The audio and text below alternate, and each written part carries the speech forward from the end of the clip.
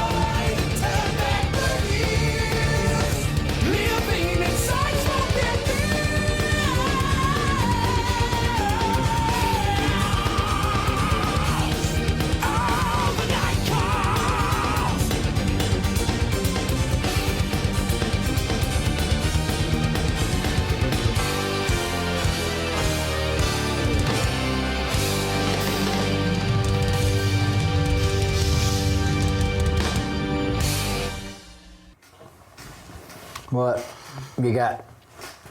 You want to take a guess what year this came out? 1996. Close. 98. Close.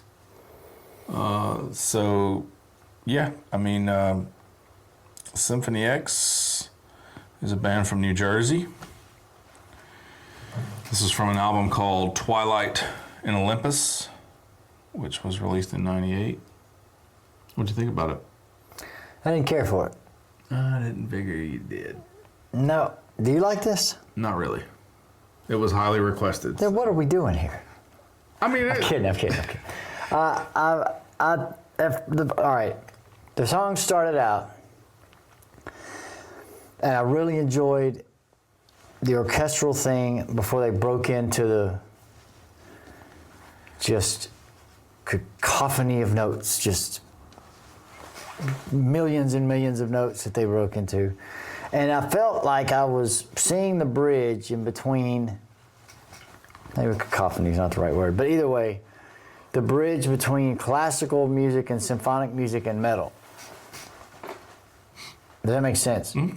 They were sort of showing you the bridge and how that can evolve into what we know as heavier music.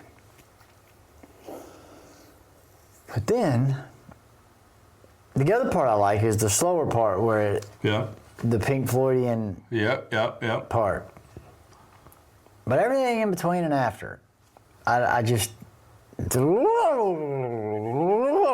play scales. Just as fast. How fast can you play the scales up and down? You know? Yeah. It's just it's more of an athletic exercise than it is musical to me. Mm. And I just don't care about that. I'd rather see you play one chord with all your heart.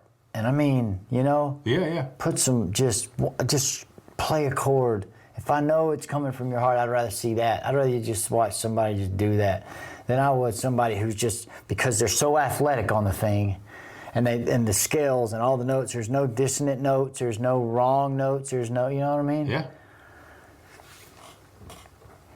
I don't give a damn about that kind of thing. No, I'm with you. Again, this one was requested a lot, so I was like, all right, we'll do it. You know, I don't think he's going to like it, but we'll do it. And it's not that I don't see, obviously, there's musicianship involved. 100%. Some talent just oozing out of everybody's fingertips. Yes. 100%. Yes. But it's just not, when I leave here and I get in the car, I'll never listen to this song again. So far from the realm of possibilities is me going, I'm going to listen to Symphony X. Yeah, let's turn that on a jam as we're driving down the trace. You know what I mean? Yeah. I was sitting there literally, and and maybe it's because of some of the other stuff we've listened to today, or maybe, I don't know what it is. I was sitting here trying to think about why am I having these thoughts right now of, I want to tell him to turn this off. Because it just kept, I knew that the next part they were going to, the one key, the synthesizer was going to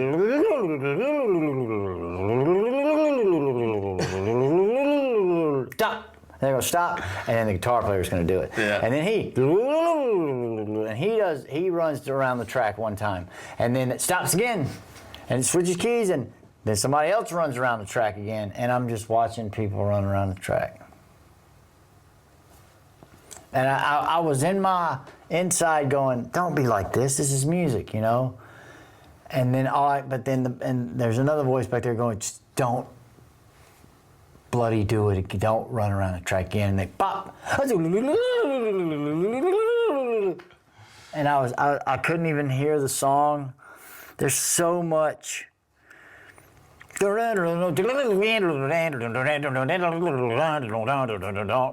And that's just the part before the chorus. It is a showcase of top tier musicianship. Fast finger movement. But it's fast finger movement. It's just not it's just, and I certainly don't mean any disrespect to anybody that loves Symphony X. So please don't take this any way personally. No. It's just, I wanted to do it because I was like, you know, this might actually be a decent conversation where we can talk about things that we don't particularly care for. Well, if you have if you can do anything in a pattern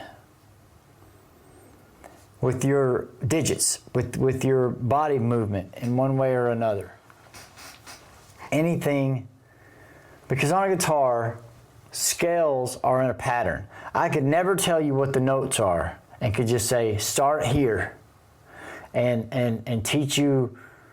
You skip one fret here, then you don't skip a fret. Then you go to the next string and you skip this many frets, and then it moves down to this fret, and then you skip one fret in between those. And then if you find that pattern, then you can go, never know what note you're playing, never know anything except for your fingers, and you can do that over. It's just like people that play Guitar Hero. They're just pressing the buttons because it's clicking that the color, and this finger's that color, and this finger's that color. And so you get a technical sense of being able to push down the things that are making the noise, but not ever. I'm not saying that these guys are doing that. Sure. I'm just saying you could play a scale if we sat down and practiced for a month, a certain scale, and you never knew what the notes were. Eventually, you'd probably be able to do this. Yeah. You'd probably be able to do that right there. But and it does. I'm not saying it doesn't take musicianship. I'm just more into. The raw side of it, the feel of it, and I think that's where music. I feel like sometimes when you're just showcasing the technical aspect of how strong your fingers are on the strings and how fast they can go, you're not necessarily whenever you play a scale and you go or that little washing that people do that thing, right?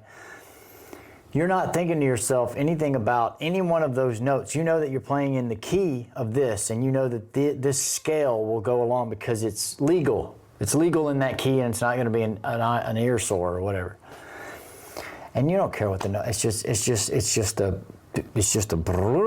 That's all it is. It's the actual doing of it with your hands, and to me that is a type of music, but I don't care for it. Fair enough. You know what I mean? 100%. Yeah, absolutely. And then I keep hearing the Journey singer with this guy. You heard Steve Perry? I can hear that. I keep hearing "Wheel in the Sky keeps on turning." There's a little you section. You don't like Steve Perry?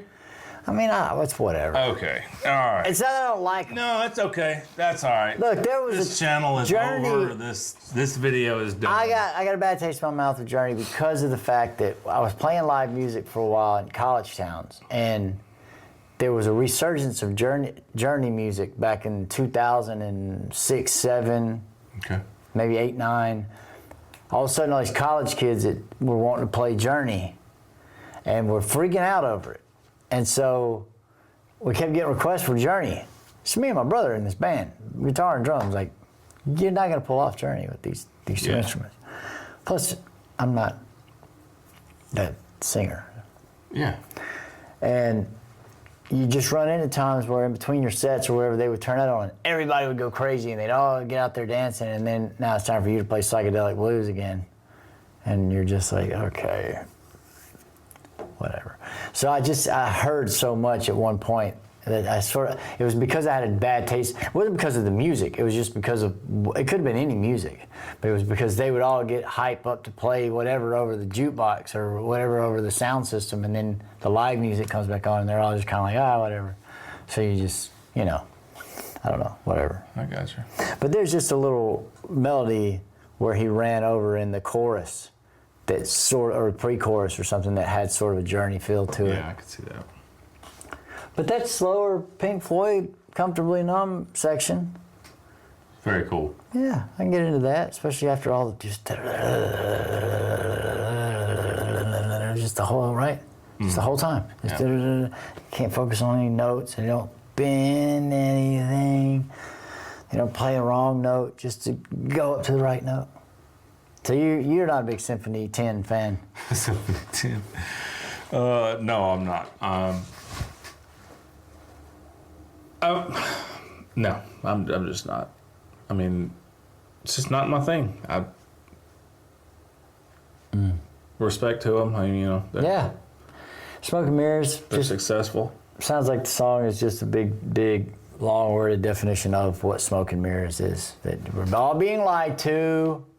And the truth is so hard to find now. It's been that way for a long time. Been that way for a long time. Anything else? I just want to know what.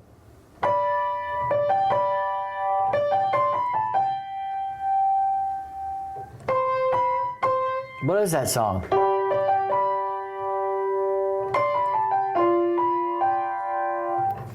We want to know what that song is. We can't figure it out. We can't figure it out. No, that's all I got. Insane. Thanks for watching, everybody. We are Great Measures. My name is Richard. This is Judson. That was Smoke and Mirrors by Symphony X. 10. Great Measures. Have a wonderful day, everybody.